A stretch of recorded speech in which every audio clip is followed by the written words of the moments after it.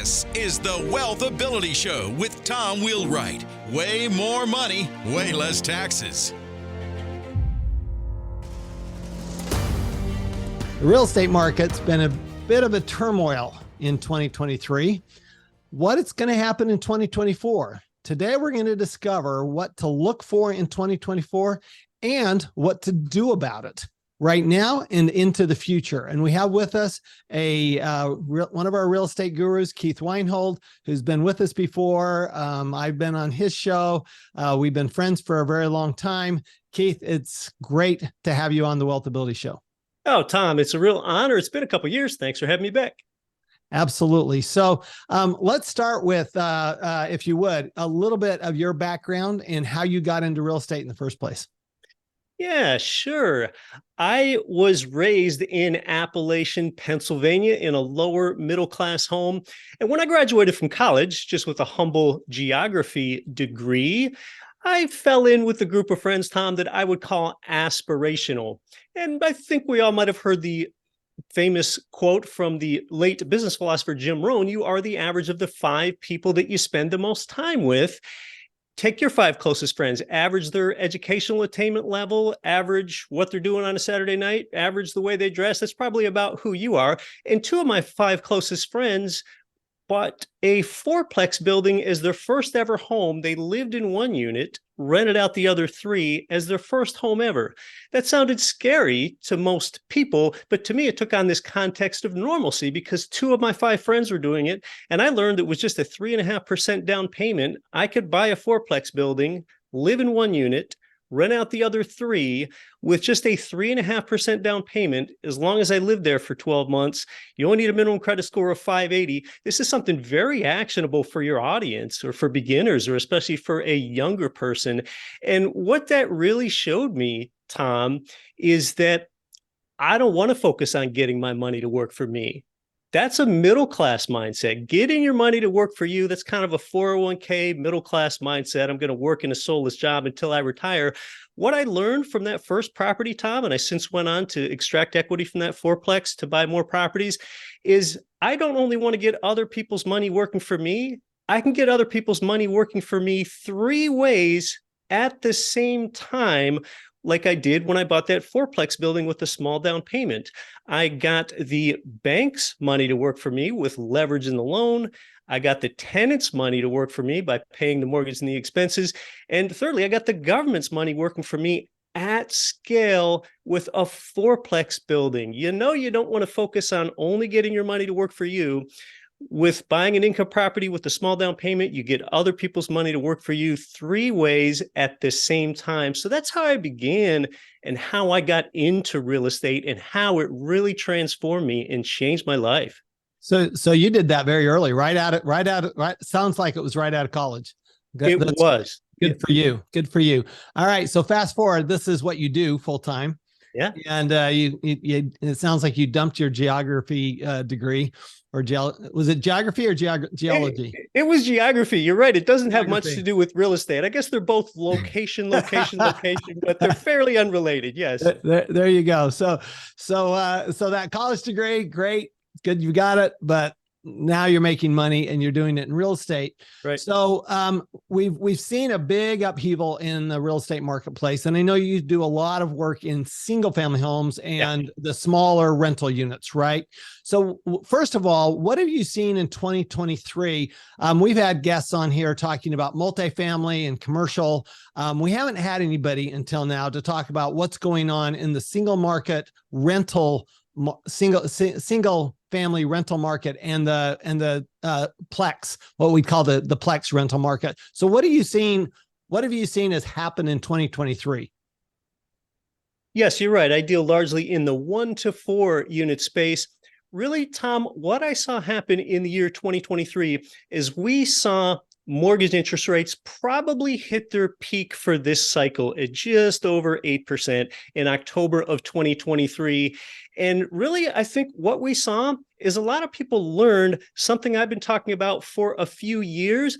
And really, Tom, I think the most important lesson for 2023 and going into 2024 is the understanding that the housing crash There is an absolute 100% certainty of a housing crash.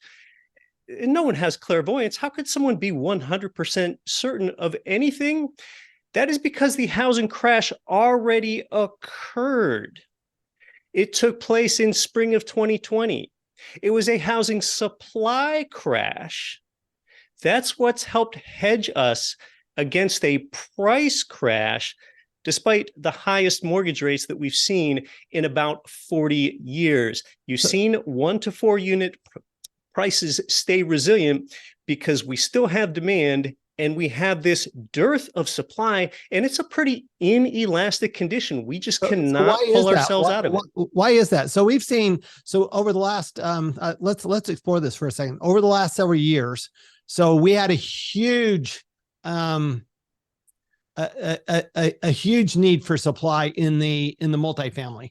And then we saw bonus depreciation come in 2017, right? And we just saw, everywhere I look in Phoenix, Arizona, there's a multifamily apartment housing project going up. Literally, like every other corner, that's what's going up. And so a lot of that's been built. And so there's still I know they're still building. There's still demand.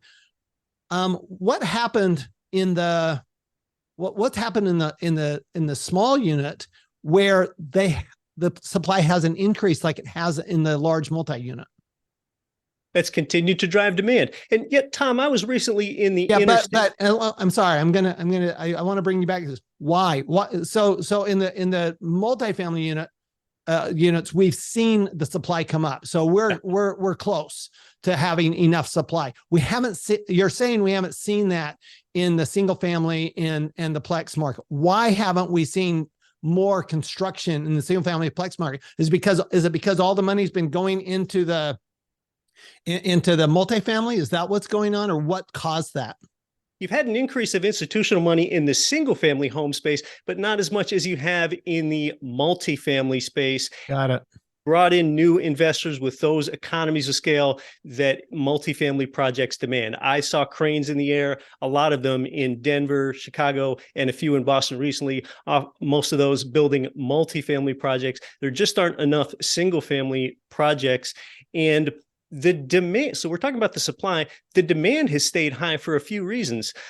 The population growth in the United States is only about 0.5%. It's really down, but the family size is smaller. It's about the way that people choose to live. And the other thing that's really driving demand for single family homes, and they have a difficult time creating enough supply, is millennials are the largest cohort in American history, more than 80 million, bigger than the baby boomers. Their ages 27 to 43. These are prime household formation years. When people form a household, they want to form a single family household more so than an apartment place. So they're coming of age, they're prime home buying age, and there are more of those people than ever. And I would presume that the high interest rates has actually helped the investor market because it's put the buying of a home out of reach so that more people are renting. Is that fair? Gosh, that is such a great point. There is such an affordability constraint with higher mortgage rates and higher home prices. Yes, it's been most difficult on that first-time home buyer that really wants to buy. The 200 to 250K starter home has pretty much disappeared. So that poor affordability, what does that do? That drives more people into the renter pool. So you're so correct, Tom, driving demand for rents. Now, the biggest issue, of course, is, but what about buying rental properties in the first place? Because now you have, for those who are now getting into the investor, for our new investors, people who want to start investing, which is really kind of your sweet spot. Now they've got these high interest rates and high home prices. So what are people doing about that? Or what did you see? Are the rents enough to overcome those high interest rates? No, rents have moved up, but really most of the national rent appreciation was a few years ago in 2021 and 2022. Since then, price growth has outpaced rent growth. So that is a problem for new investors. So I think you're asking, where do you get in? Where's the Right. opportunity today, 2023, moving into 2024? Where's the opportunity for an investor? Previously, oftentimes it was existing single family rental homes. That's tilted. That's changed. Really, the opportunity is with brand new construction, 1 to 4 unit property, because what a lot of these home builders are doing is they're offering these really generous incentives to investors in what's known as the BTR or B2R space, the build to rent space. A common scenario, Tom, starting about a year ago, is that a builder of new construction build to rent homes will offer the investor a 2% rate buy down. They'll buy down your mortgage rate by 2%, or some of them even more, and offer 1 year of free property management. So these builders, they need to keep turning over the inventory. They need to stay in business. So that's what they're offering to investors. So my point is, if you can do it, because typically you have to pay more, I would go for a build to rent, a new construction investment property, more so than an existing property. Let me ask you a question. So there was, it's probably been a year or two ago where there was this whole, these articles about Elon Musk living in a $50,000 tilt up, basically home, right? The small little home. And are you seeing construction costs? Because that was, when you're looking at things like 3D printing of a home and other things, are you seeing construction costs coming down for smaller single family homes or plexes? No, we're really not. And I'm so glad that you brought this up, Tom. Some people think like Boxable. There's a company where you can buy a very inexpensive home, or sometimes you see headlines that, hey, at Home Depot, you can now buy a kit for a $40,000 home. But what a lot of people aren't considering or don't realize, and some of this is true with 3D printed homes as well, is you still have the cost of the land. You still have some labor costs to go ahead and build these properties. And then oftentimes, these properties don't come with their penetrations, and they're not plumbed and so on. And by the time you add all that up, you're really not saving much of any money. 3D printed homes still have the difficulty. It's still very difficult to print a second story of a 3D printed home, something that might change in the future, but we're not on the precipice of that changing. So you still have a lot of these ongoing fixed costs, especially with land and labor and utilities, that a lot of people just don't think about when they see the headline of the $40,000 home kit that you could buy from Home Depot. That's interesting. So, of course, one of the most important things to be thinking about is cap rate, right? So when people buy a home for themselves, they're not thinking about cap rate. They're just thinking about what's my payment, right? That's pretty much what they're thinking about. But when you think about as an investor, you always have to look at cap rate, which for those who are listening who don't know, is simply your net operating income. So your income before your mortgage, and divided by the price, right? That's your cap rate. And one of the challenges in 2023 in real estate has been where cap rates are actually lower than interest rates. Is that still the case? And do you see that changing in 2024? It's going to be hard to change that quickly in 2024. Because the value of 5+ unit apartment buildings is predicated on their profitability and their cap rate, that's why we've seen a 25% decrease in the value of multifamily properties. So cap rates are going to stay about where they are in 2024 because we don't see much chance for substantial rent appreciation due to inflation. A lot of tenants are tapped out. However, though, in that difference, that spread between the cap rate and the interest rate, most everyone expects that interest rates are going to go lower in 2024. I think interest rates are notoriously difficult to predict, so I'm not about to make a prediction. Hey, I'm still going to ask. Yeah. All right. So get out your crystal ball right now. People are listening. This is being recorded. Everybody's going to hear this forever and ever. This is your shot, Keith. Predict interest rates this time in next year, December of 2024. What do you think interest rates will be if they are? And currently, so they're currently right around what? What are you seeing mortgage rates at right now? 7. They're almost exactly 7 right now. And this is a 30-year fixed owner occupied rate.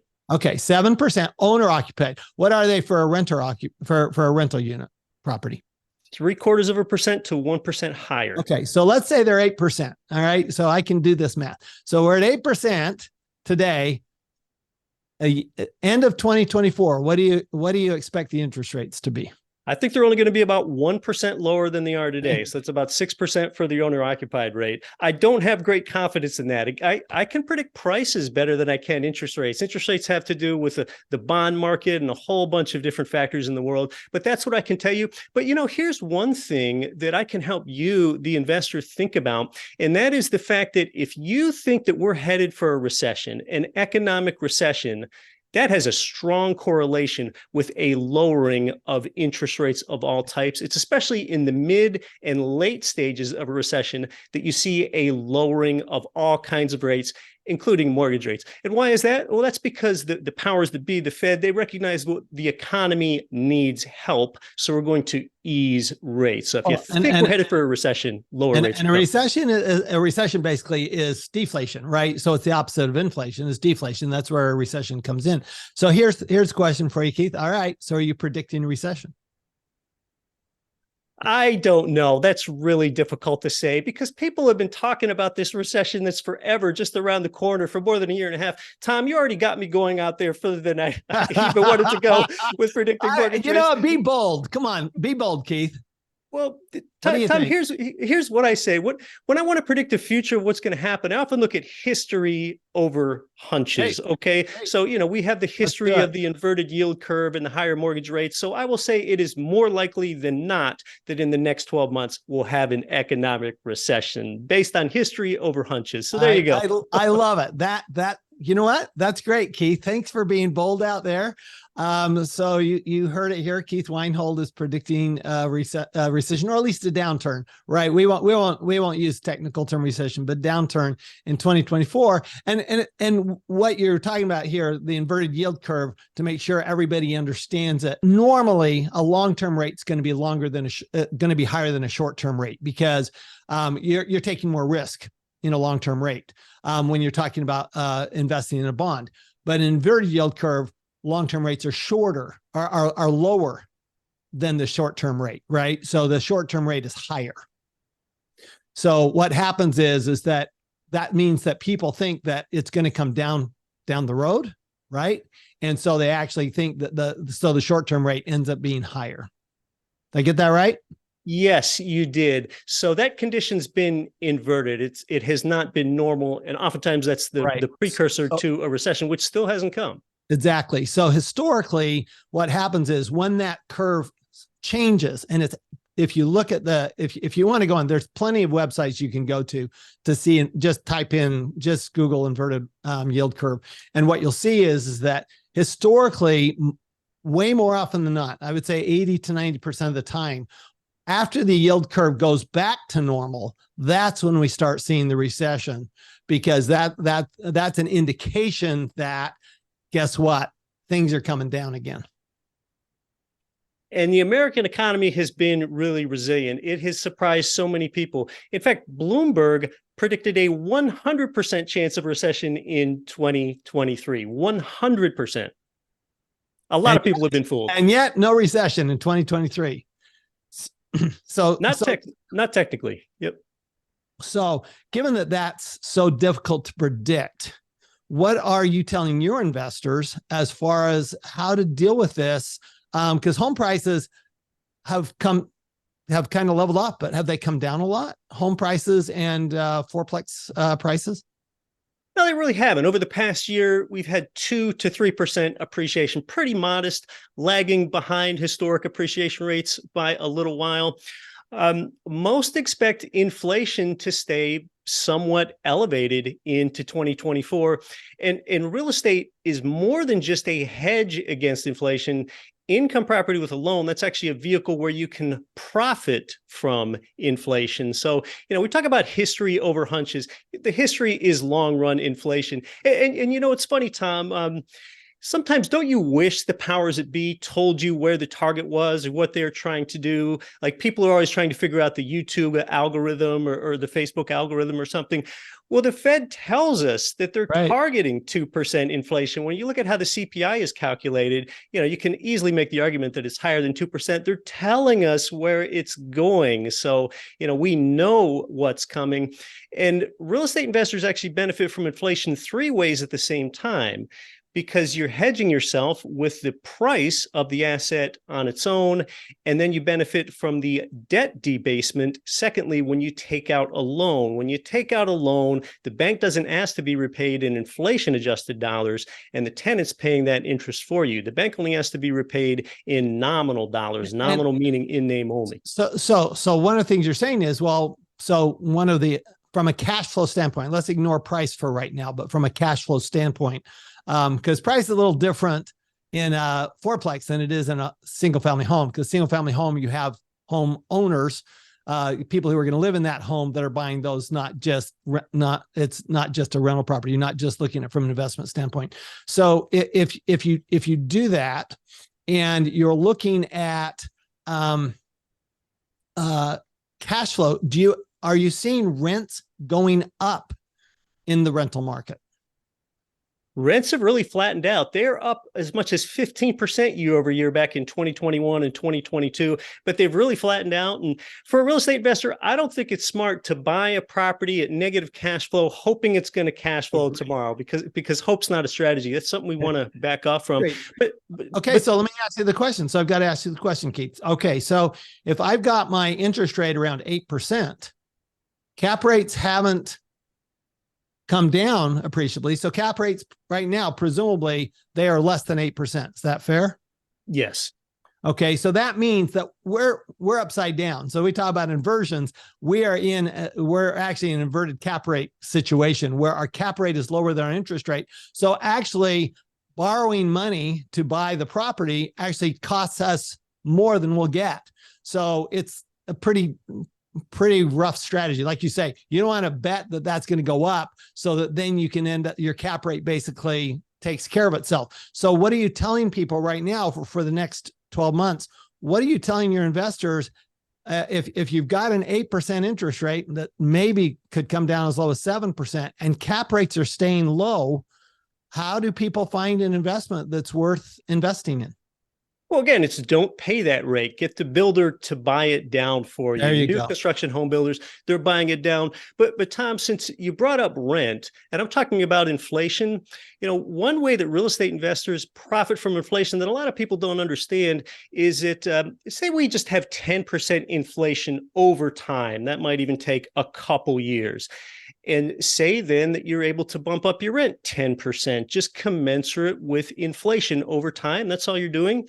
If you bring up your rent 10%, your cash flow, as long as you're leveraged with a loan, could very well increase 25%. This is huge. This is the money you feel in your pocket every month. And why would that happen? Why, if inflation and rent are both 10%, why could your cash flow increase something like 20 or 25%? That's because your principal and interest payments stay fixed over time. That's something that inflation cannot touch. Now, inflation are pushing up your other operating expenses. They're also pushing up that total rent amount. So that's a cash flow enhancement benefit from inflation on your rents that real estate investors benefit and from. that is actually assuming, though, that your rents are going up. Yes, your rents must increase, which they just tend to do only at about the rate of inflation. But that's really where you feel the arbitrage, since your principal and interest payment stays fixed. So I still recommend getting a loan. So this is a really good point, is that if you can get a loan at least equal to your cap rate, I'm still challenged with loans that are, if you're paying more than your cap rate, that's like you're talking about hope as a strategy. Yep. But let's say that you can at least get it the same so that you can leverage that. And you do get to, you're getting the benefit of inflation. Basically, inflation devalues the debt, right? So you are getting that. So that's absolutely a benefit there, because any principal that your tenants are paying, basically, they're paying it at the original rate, not the inflated rate. Okay. you see rents continuing to follow inflation. Is that what you're saying? Over the long term, I expect them to continue to follow inflation. And Tom, we've kind of poked around at it now. Let me explain, if I could, something here at Get Rich Education that we call how real estate investors win the inflation triple crown. Real estate investors benefit from inflation. They don't just hedge, they actually profit from inflation because they have three different sources for this. The first one is cash flow enhancement. We already discussed that and how your cash flow outpaces inflation. The second one is just with that simple asset price appreciation. If you buy $1 million fourplex, we've got 10% inflation, your fourplex goes to 1.1 million. You're kind of like, well, wait, how am I any better off? I've got 10% more dollars, but each one's worth 10% less. Aren't I right back where I started? Not if you have a loan. Because if you put a $200K down payment on that fourplex, that goes to $300K in equity with 10% inflation. So that's an asset price appreciation benefit that you get. The second leg of the inflation triple crown, and you touched on it, Tom, it's called debt debasement. If you got an $800K loan on this property with 10% inflation, you really only owe back $720K to the bank after 10% inflation because the bank doesn't ask to be repaid in inflation adjusted dollars. Wages are higher, salaries are higher, and what else is probably higher? Rents. And that third one then is that cash flow enhancement benefit. That's the inflation triple crown. Three ways at the same time. It's how you benefit as a real estate investor when you get a loan on an income property. That's how to move. And of course, I have to add one more, which is the tax benefit. Because if you look at it, first of all, that increase in value is not taxable unless you sell the property. So if you do a refinance, let's say your interest rate goes down, your value goes up, you refinance, that refinance is not subject to tax. Second of all, you're still getting huge bonus depreciation. And there's even some talk in Congress that bonus depreciation will go back up to 100%. There's a bill that they are working on in Congress for everyone. I didn't know if you knew this, Keith, but I'm going to tell the whole world here. There is a bill in Congress right now that they're looking at to go along with the research and development deduction, because that's been a big bugaboo, frankly, for the U.S. Technology space, and the offset for the Democrats, because that's a Republican initiative. The Democrat initiative is the child tax credit, and there is something going on in there. So they're talking about this, and if that's the case, we might even get bonus depreciation going 100% retroactive to 2023. Well, if you think about that, let's say on that $1 million fourplex, let's say you get a $200,000 deduction. Because of bonus depreciation. And if you're in a 40% tax rate, that's $80,000. Well, again, if you use leverage, okay, now you can buy another $400,000 home, right, with that $80,000, because you can put another 20% down. Now you're not buying $1 million of home, but now you're buying $1.4 million of property, and that $1.4 million is going up with inflation. So that's where I see taxes in your market being so important, because if I've got inflation, if I got price inflation, which we've seen huge price inflation in the single family home market in particular over the last few years, if we can continue to see that price inflation, then we get all of the inflation. The bank doesn't get it, and the government doesn't get it. And so if you look at that, now I've got $1.4 million, right? And on that $1.4 million, if that's going up 10%, that $1.4 million goes up $140,000, not $100,000. And you get the extra 40 as well as the 100. So I want to add the fourth leg here, Keith, because I couldn't resist. A reset to bonus depreciation, that would be some icing on the cake. Wouldn't it? So, and even without it, we're still at 60% bonus depreciation next year. So we still have huge bonus depreciation, 80% still this year. For those of you who are looking at closing on a property with cash before the end of the year, you can then refinance it in January or whenever you can, close on the property with cash, refinance it. The refinance is not subject to tax, and you get the bonus depreciation this year as long as it is held out for rent by December 31st. So huge tax benefits, as you know, that go along with the other three inflation hedges that you're talking about. So I see tax as a fourth inflation hedge. Sure. I mean, we've got the depreciation benefit, but a 1031 tax deferred exchange over time, that's probably the more powerful lever, because a lot like you touched on there, Tom, you can just continue to re-lever those dollars. And if you do it right, you should never be paying capital gains tax on your real estate your entire career. Now, you do kind of get your money trapped in this real estate game in a sense, but once you know how to invest, you got to ask yourself, where would I rather have it? And that's a really good point. I'm really glad to hear that. You're right that builders have an incentive to keep building, right? If they don't keep building, they are struggling. And of course, we ran into that. We saw this in 2009, 10, and 11, where a lot of home builders stopped building. And they pretty much cut their staff down to just a skeleton crew because they weren't buying properties. They weren't building properties because nobody was able to finance those properties. And, to see that builders are actually paying attention this time. And instead of doing that, they're actually instead reducing, taking a haircut on the interest rates. I think that's terrific. Well, good point, because after 2008, one consequence of the big slowdown, the mortgage meltdown, the Great Recession, you touched on it, Tom, is people stopped building. So people that were laborers and carpenters, they just totally left the industry. And we now have difficulty finding enough people to train to build more supply. To my point earlier about the housing crash is a housing supply crash. This is one reason why supply in the 1 to 4 unit space hasn't become buoyant again. We just can't train that labor pool. They're not there.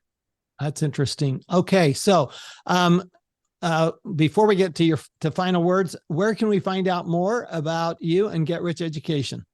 Oh, well, thanks. You can listen to me every Monday on the Get Rich Education podcast. People's money either starts out in real estate or ends up in real estate. We tell you why and how. And if I can, Tom, real estate pays 5 ways at the same time, just regular buy and hold property. I made a free course at getricheducation.com/course, 5 videos where I describe each of the 5 ways, and we add up your total rate of return from all 5 ways. I really recommend watching that. Now you know what to optimize. Now you know what to avoid. It's not the kind of course where I'm trying to upsell you to some paid course. You can get that Real Estate Pays 5 Ways at getricheducation.com/course. That's awesome. Thank you for making that offer. I think that's terrific. We do need to learn, what are the ins and outs of real estate? Keith, it's been great having you on the show. Any final thoughts or predictions for 2024?